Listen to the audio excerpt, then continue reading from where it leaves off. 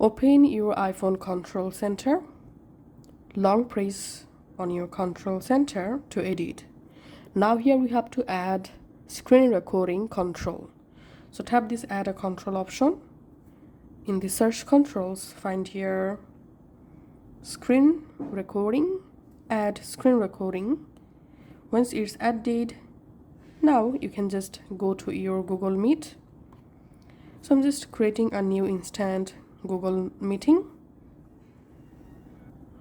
So once you are in a Google meeting, all you have to need to record the meeting, go to your iPhone control center, long press on screen recording, and here to record your Google Meet with output audio, then input audio, then make sure to turn on this option, microphone on. Once the microphone successfully turned on, now again tap the screen record button, and we can see the screen record is successfully started. Here we can see my time is now red color. It's mean my entire screen is now recording with output sound and input or microphone sound.